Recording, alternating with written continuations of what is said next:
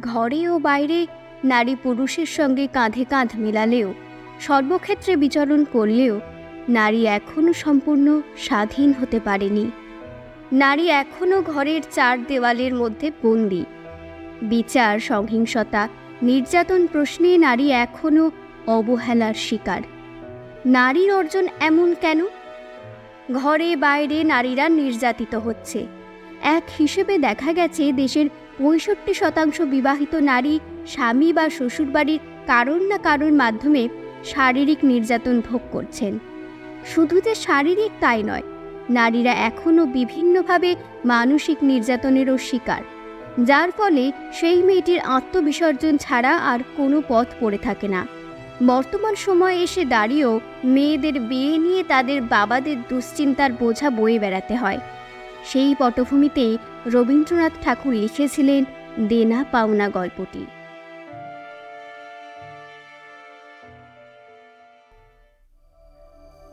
আমরা এসে গেছি আপনাদের জন্য এই চ্যানেলের প্রথম গল্প নিয়ে।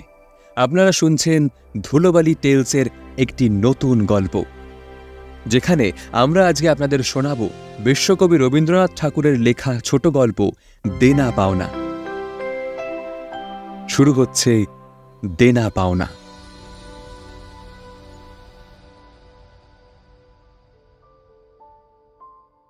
5 ছেলের পর যখন এক কন্যা জন্মিল, তখন বাপ মায়ে অনেক আদর করিয়া তাহার নাম রাখিল নিরুপমা।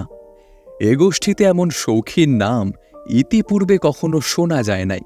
প্রায় ঠাকুর দেবতার নামই প্রচলিত ছিল। গণেশ, কার্তিক, পার্বতী তাহার উদাহরণ। এখন নিরুপমার বিবাহের প্রস্তাব চলিতেছে। তাহার পিতা রামসুন্দর মিত্র অনেক খোঁজ করেন, কিন্তু পাত্র কিছুতেই মনের মতন হয় না। অবশেষে মস্ত এক রায়বাহাদুরের ঘরের একমাত্র ছেলেকে সন্ধান করিয়া বাহির করিয়াছেন। উক্ত রায়বাহাদুরের পৈতৃক বিষয়াশয় যদিও অনেক হ্রাস হইয়া আসিয়াছে, কিন্তু বনেদি ঘর বটে। বরপক্ষ হইতে 10,000 টাকা পণ এবং বহুর দান সামগ্রী চাহিয়া বসিল। রামসুন্দর কিছুমাত্র বিবেচনা না করিয়া তাহাতেই সম্মত হইলেন। এমন পাত্র কোনো মতে হাত ছাড়া করা যায় না। কিছুতেই টাকার জোগাড় আর হয় না।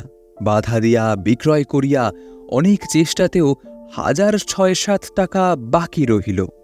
এদিকে বিবাহের দিন নিকট হইয়া আসিয়াছে। অবশেষে বিবাহের দিন উপস্থিত হইল। নিতান্ত অতিরিক্ত সুদে একজন বাকি টাকাটা ধার দিতে স্বীকার করিয়াছিল, কিন্তু সময়কালে সে উপস্থিত হইল না। বিবাহ সভায় একটা তুমুল গোলযোগ বাঁধিয়া গেল। রামসুন্দর আমাদের রায়বাহাদুরের হাতে পায়ে ধরিয়া বলিলেন, শুভ কার্য সম্পন্ন হইয়া যাক, আমি নিশ্চয়ই টাকাটা শোধ করিয়া দিব। আমি আমি আমি কথা দিচ্ছি। রায়বাহাদুর বলিলেন, টাকা না পাইলে বর সভাস্থ করা যাইবে না যে। এই দুর্ঘটনায় অন্তঃপুরে একটা কান্না পড়িয়া গেল। এই গুরুতর বিপদের যে মূল কারণ, সে চেলি পরিয়া, গহনা পরিয়া, কপালে চন্দন লেপিয়া চুপ করিয়া বসিয়া আছে। ভাবী শ্বশুরকুলের প্রতি যে তাহার খুব একটা ভক্তি কিংবা অনুরাগ জন্মিতেছে, তাহা বলা যায় না। ইতিমধ্যে একটা সুবিধা হইল। বর সহসা তাহার পিতৃদেবের অবাধ্য হইয়া উঠিল। সে বাপকে বলিয়া বসিল, কেনা বেচা দরদামের কথা আমি বুঝি না। বিবাহ করিতে আসিয়াছি, আমি বিবাহ করিয়াই যাইব। বাপ যাহাকে দেখিল তাহাকেই বলিল, দেখছেন মশায়, আজকালকার ছেলেদের ব্যবহার। 2-1 প্রবীণ লোক ছিল। তাহারা বলিল, শাস্ত্র শিক্ষা, নীতি শিক্ষা একেবারেই নাই, কাজেই বর্তমান শিক্ষার বিস্ময় ফল নিজের সন্তানের মধ্যে প্রত্যক্ষ করিয়া রায়বাহাদুর হতোদ্যম হইয়া বসিয়া রহিলেন। বিবাহ এক প্রকার বিষণ্ণ নিরানন্দভাবে সম্পন্ন হইয়া গেল। শ্বশুরবাড়ি যাইবার সময় নিরুপমাকে বুকে টানিয়া লইয়া বাপ আর চোখের জল রাখিতে পারিলেন না। নীরু জিজ্ঞাসা করিল, তারা কি আমাকে আর আসতে দেবে না বাবা? রামসুন্দর বলিলেন, কেন আসতে দেবে না মা? আমি তোমাকে নিয়ে আসব। রামসুন্দর প্রায়ই মেয়েকে দেখিতে যান, কিন্তু বেহাই বাড়িতে তার কোনো প্রতিপত্তি নাই। চাকরগুলো পর্যন্ত তাহাকে নিচু নজরে দেখে। অন্তঃপুরের বাহিরে একটা স্বতন্ত্র ঘরে 5 মিনিটের জন্য কোনোদিন বা মেয়েকে দেখিতে পান, কোনোদিন বা দেখিতে পান না। কুটুম্বগৃহে এমন করিয়া আর অপমান তো সহা যায় না। রামসুন্দর স্থির করিলেন, যেমন করিয়াই হোক টাকাটা শোধ করিয়া দিতে হইবে। কিন্তু যে ঋণভার কাঁধে চাপিয়াছে তাহারই ভার সামলানো দুঃসাধ্য। খরচপত্রের অত্যন্ত টানাটানি পড়িয়াছে এবং পাওনাদারদের দৃষ্টিপথ এড়াইবার জন্য সর্বদাই নানারূপ হীন কৌশল অবলম্বন করিতে হইতেছে। এদিকে শ্বশুরবাড়িতে উঠিতে বসিতে মেয়েকে খোঁটা লাগাইতেছে। পিতৃগৃহের নিন্দা শুনিয়া ঘরে দ্বার দিয়া অশ্রু বিসর্জন তাহার নিত্যক্রিয়ার মধ্যে দাঁড়াইয়াছে। বিশেষত শাশুড়ির আক্রোশ আর কিছুতেই মেটে না।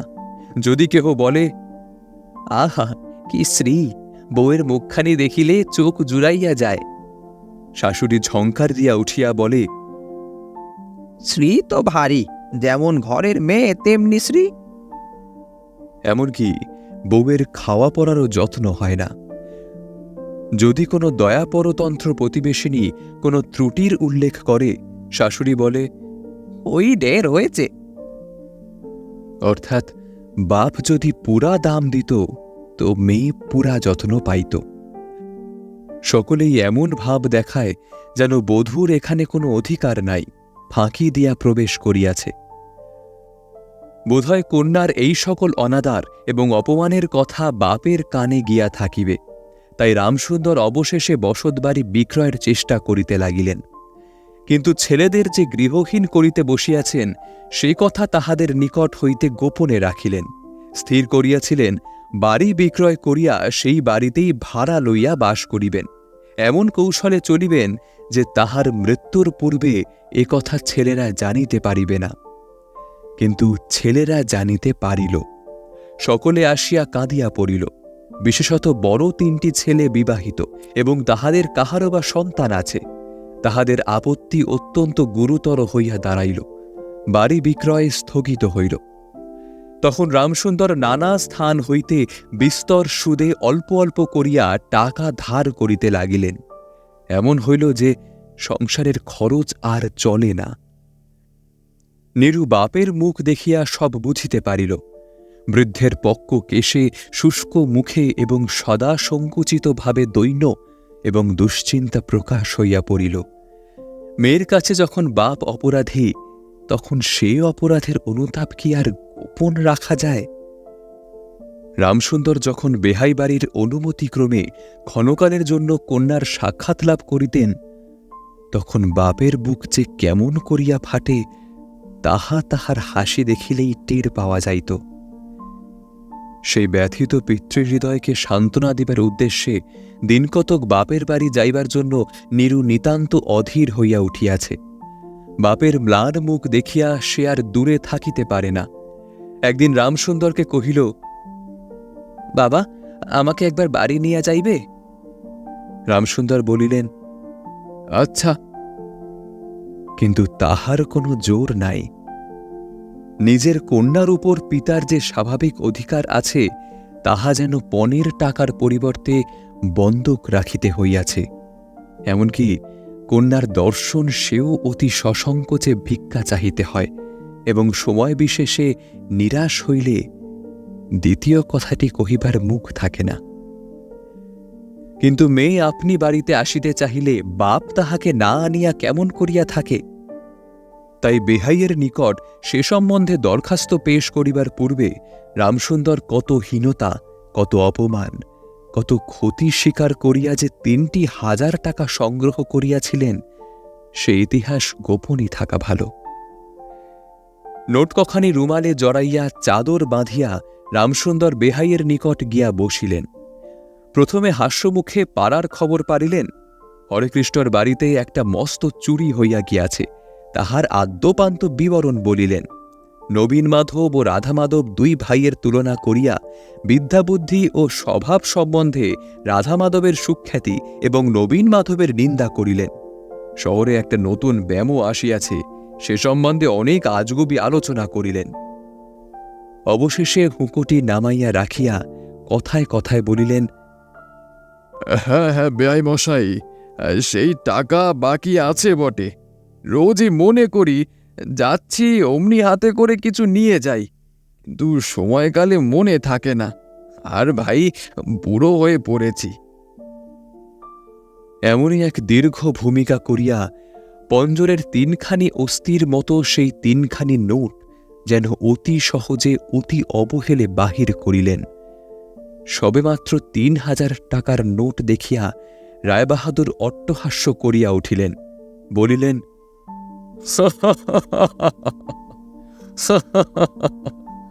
থাক বেয়াই মশাই থাক, ওতে আমার কাজ নাই। একটা প্রচলিত বাংলা প্রবাদের উল্লেখ করিয়া বলিলেন, সামান্য কারণে হাতে দুর্গন্ধ করিতে তিনি চান না। এই ঘটনার পরে মেয়েকে বাড়ি আনিবার প্রস্তাব কাহারও মুখে আসে না। কেবল রামসুন্দর ভাবিলেন, সে সকল কুটুম্বিতার সংকোচ আমাকে আর শোভা পায় না। মর্মাহতভাবে অনেকক্ষণ চুপ করিয়া থাকিয়া অবশেষে মৃদু স্বরে কথাটি পারিলেন। রায়বাহাদুর কোনো কারণমাত্র উল্লেখ না করিয়া বলিলেন, সে এখন হচ্ছে না। এই বলিয়া কর্মলোপক্ষে হস্তান্তরে চলিয়া গেলেন। রামসুন্দর মেয়ের কাছে মুখ না দেখিয়া কম্পিত হস্তে কয়েকখানি নোট চাদরের প্রান্তে বাঁধিয়া বাড়ি ফিরিয়া গেলেন। মনে মনে প্রতিজ্ঞা করিলেন, যতদিন না সমস্ত টাকা শোধ করিয়া দিয়া অসংকোচে কন্যার উপরে দাবি করিতে পারিবেন, ততদিন আর বেহাই বাড়ি যাইবেন না। বহুদিন গেল, নিরুপমা লোকের উপর লোক পাঠায়, কিন্তু বাপের দেখা পায় না। অবশেষে অভিমান করিয়া লোক পাঠানো বন্ধ করিল। তখন রামসুন্দরের মনে বড় আঘাত লাগিল, কিন্তু তবু গেলেন না। আশ্বিন মাস আসিল। রামসুন্দর বলিলেন, এবার পুজোয় মেয়েকে ঘরে আনিবই, নইলে আমি। খুব শক্ত একটা শপথ করিলেন। পঞ্চমী কি ষষ্ঠীর দিনে আবার চাদরের প্রান্তে গুটিকতক নোট বাঁধিয়া রামসুন্দর যাত্রার উদ্যোগ করিলেন। 5 বৎসরের নাতনি আসিয়া বলিল, দাদা, আমার জন্য গাড়ি কিনতে যাচ্ছিস? বহুদিন হইতে তাহার ঠেলা গাড়িতে চড়িয়া হাওয়া খাইবার শখ হইয়াছে, কিন্তু কিছুতেই তাহা মিটিবার উপায় হইতেছে না। 6 বৎসরের এক নাতিনী আসিয়া সরোদনে কহিল, পুজোর নিমন্ত্রণে যাইবার মতো তাহার একখানিও ভালো কাপড় নাই। রামসুন্দর তাহা জানিতেন, এবং সেই সম্বন্ধে তামাক খাইতে খাইতে বৃদ্ধ অনেক চিন্তা করিয়াছেন। রায়বাহাদুরের বাড়ি যখন পূজার নিমন্ত্রণ হইবে, তখন তাহার বধূগণকে অতি যৎসামান্য অলঙ্কারে অনুগ্রহপাত্র দরিদ্রের মতো যাইতে হইবে। একথা স্মরণ করিয়া তিনি অনেক দীর্ঘ নিঃশ্বাস ফেলিয়াছেন, কিন্তু তাহাতে তাহার ললাটের বার্ধক্যরেখা গভীরতর অঙ্কিত হওয়া ছাড়া আর কোনো ফলই হয় নাই। দৈনপীড়িত গৃহের ক্রন্দনধ্বনি কানে লইয়া বৃদ্ধ তাহার বেহাই বাড়িতে প্রবেশ করিলেন। আজ তাহার সে সংকোচ ভাব নাই। দ্বাররক্ষী এবং ভৃত্যদের মুখের প্রতি সে চকিত সলজ্জ দৃষ্টিপাত দূর হইয়া গিয়াছে, যেন আপনার গৃহে প্রবেশ করিলেন। শুনিলেন রায়বাহাদুর ঘরে নাই, কিছুক্ষণ অপেক্ষা করিতে হইবে। মনের উচ্ছ্বাস সংবরণ করিতে না পারিয়া রামসুন্দর কন্যার সহিত সাক্ষাৎ করিলেন। আনন্দে 2 চোখ দিয়া জল পড়িতে লাগিল। বাপও কাঁদে, মেয়েও কাঁদে, দুইজনে কেহ কথা কহিতে পারিল না। এমন করিয়া কিছুক্ষণ গেল। তারপরে রামসুন্দর কহিলেন, এবার তোকে নিয়ে যাচ্ছি মা, আর কোনো গোল নাই। এমন সময় রামসুন্দরের জ্যৈষ্ঠপুত্র হরমোহন তাহার 2টি ছোট ছেলে সঙ্গে লইয়া সহসা ঘরে প্রবেশ করিলেন। পিতাকে বলিলেন, বাবা, আমাদের তবে এবার পথে বসালে? রামসুন্দর সহসা অগ্নিমূর্তি হইয়া বলিলেন, তোদের জন্য কি আমি নরকগামী হব? আমাকে তোরা আমার সত্য পালন করতে দিবি নে? রামসুন্দর বাড়ি বিক্রয় করিয়া বসিয়া আছেন, ছেলেরা কিছুতে না জানিতে পায় তাহার অনেক ব্যবস্থা করিয়াছিলেন, কিন্তু তবু তাহারা জানিয়াছে দেখিয়া তাহাদের প্রতি হঠাৎ অত্যন্ত রুষ্ট ও বিরক্ত হইয়া উঠিলেন। তাহার নাতি তাহার 2 হাঁটু সবলে জড়াইয়া ধরিয়া মুখ তুলিয়া কহিল, দাদা, আমাকে গাড়ি কিনে দিলি না? নতশির রামসুন্দরের কাছে বালক কোনো উত্তর না পাইয়া নীরুর কাছে গিয়া কহিল, পিসিমা পিসিমা, আমাকে একখানা গাড়ি কিনে দেবে? নিরুপমা সমস্ত ব্যাপার বুঝিতে পারিয়া কহিল, বাবা, তুমি যদি আমার শ্বশুরকে আর 1 পয়সাও দাও, তাহলে তোমার মেয়েকে আর তুমি দেখতে পাবে না, এই তোমার গা ছুঁয়ে বললুম। রামসুন্দর বলিলেন, ছি মা, এমন কথা বলতে নেই। আর আর এই টাকাটা যদি আমি না দিতে পারি, তাহলে তোর বাপের অপমান, আর আর তোরও অপমান। নীরু কহিল, টাকা যদি দাও তবেই অপমান। তোমার মেয়ের কি কোনো মর্যাদা নেই? আমি কি কেবল একটা টাকার থলি? যতক্ষণ টাকা আছে ততক্ষণই আমার দাম। না বাবা, এ টাকা দিয়ে তুমি আমাকে অপমান করো না। তাছাড়া তাছাড়া আমার স্বামী তো এ টাকা চান না। রামসুন্দর কহিলেন, তাহলে তোকে যেতে দেবে না মা? নিরুপমা কহিল, না দেয় তো কি করবে বলো? তুমিও আর নিয়ে যেতে চেও না। রামসুন্দর কম্পিত হস্তে নোট বাঁধা চাদরটি কাঁধে তুলিয়া আবার চোরের মতো সকলের দৃষ্টি এড়াইয়া বাড়ি ফিরিয়া গেলেন। কিন্তু রামসুন্দর এই টাকা আনিয়াছিলেন এবং কন্যার নিষেধে সে টাকা না দিয়াই চলিয়া গিয়াছেন, সে কথা গোপন রহিল না। কোন স্বভাব কৌতূহলী দ্বারলগ্নকর্ণ দাসী নীরুর শাশুড়িকে এই খবর দিল। শুনিয়া তাহার আর আক্রোশের সীমা রহিল না। নিরুপমার পক্ষে তাহার শ্বশুরবাড়ি সরসজ্জা হইয়া উঠিল। এদিকে তাহার স্বামী বিবাহের অল্পদিন পরেই ডেপুটি ম্যাজিস্ট্রেট হইয়া দেশান্তরে চলিয়া গিয়াছে এবং পাছে সংসর্গদোষে হীনতা শিক্ষা হয়, এই ওজরে সম্প্রীতি বাপের বাড়ির আত্মীয়দের সহিত নীরুর সাক্ষাৎকার সম্পূর্ণ নিষিদ্ধ হইয়াছে। এই সময় নীরুর একটা গুরুতর পীড়া হইল, কিন্তু সেজন্য তাহার শাশুড়িকে সম্পূর্ণ দোষ দেওয়া যায় না। শরীরের প্রতি সে অত্যন্ত অবহেলা করিত। কার্তিক মাসের হিমের সময় সমস্ত রাত মাথার দরজা খোলা, শীতের সময় গায়ে কাপড় নাই, আহারের নিয়ম নাই। দাসীরা যখন মাঝে মাঝে খাবার আনিতে ভুলিয়া যাইত, তখন যে তাহাদের একবার মুখ খুলিয়া স্মরণ করিয়া দেওয়া, তাহাও সে করিত না। সে যে পরের ঘরের দাসদাসী এবং কর্তাগৃহিণীদের অনুগ্রহের ওপর নির্ভর করিয়া বাস করিতেছে, এই সংস্কার তাহার মনে বদ্ধমূল হইতেছিল। কিন্তু এইরূপ ভাবাটাও শাশুড়ির সহ্য হইত না। যদি আহারের প্রতি বধূর কোনো অবহেলা দেখিতেন, তবে শাশুড়ি বলিতেন, নবাবের ঘরের মেয়ে কি না, গরিবের ঘরের অন্ন ওর মুখে রোচে না। কখনো বা বলিতেন, দেখো না একবার ছিরি হচ্ছে, দেখো না, দিনে দিনে যেন পোড়া কাঠ হয়ে যাচ্ছে। রোগ যখন গুরুতর হইয়া উঠিল, তখন শাশুড়ি বলিলেন, ওন সব ন্যাকামি। অবশেষে একদিন নীরু সবিনয়ে শাশুড়িকে বলিল, বাবাকে আর আমার ভাইদের একবার দেখব মা। শাশুড়ি বলিলেন, কেবল বাপের বাড়ি যাইবার ছল। কেহ বিশ্বাস করিবে না, যেদিন সন্ধ্যার সময় নীরুর শ্বাস উপস্থিত হইল, সেই দিন প্রথম ডাক্তার দেখিল এবং সেই দিন ডাক্তারের শেষ দেখা হইল। বাড়ির বড় বউ মরিয়াছে। খুব ধুম করিয়া অন্ত্যেষ্টিক্রিয়া সম্পন্ন হইল। প্রতিমা বিসর্জনের সমারোহ সম্বন্ধে জেলার মধ্যে রায়চৌধুরীদের যেমন লোকবিখ্যাত প্রতিপত্তি আছে, বড় বউয়ের সৎকার সম্বন্ধে রায়বাহাদুরদের তেমনই একটা খ্যাতি রটিয়া গেল। এমন চন্দন কাঠের চিতা এ মুলুকে কেহ কখনো দেখে নাই। এমন ঘটা করিয়া শ্রাদ্ধও কেবল রায়বাহাদুরদের বাড়িতেই সম্ভব, এবং শোনা যায় ইহাতে তাহাদের কিঞ্চিৎ ঋণ হইয়াছিল। রামসুন্দরকে সান্ত্বনা দিবার সময় তাহার মেয়ের যে কিরূপ মহাসমারোহে মৃত্যু হইয়াছে, সকলেই তাহার বহুল বর্ণনা করিল। এদিকে ডেপুটি ম্যাজিস্ট্রেটের চিঠি আসিল, আমি এখানে সমস্ত বন্দোবস্ত করিয়া লইয়াছি, অতএব অবিলম্বে আমার স্ত্রীকে এখানে পাঠাইবে। রায়বাহাদুরদের মহিষী লিখিলেন, বাবা, তোমার জন্য আরেকটি মেয়ের সম্বন্ধ করিয়াছি, অতএব অবিলম্বে ছুটি লইয়া এখানে আসিবে। এবারে 20,000 টাকা পণ এবং হাতে হাতে আদায়। শেষ হল রবীন্দ্রনাথ ঠাকুরের বিখ্যাত গল্প দেনা পাওনা।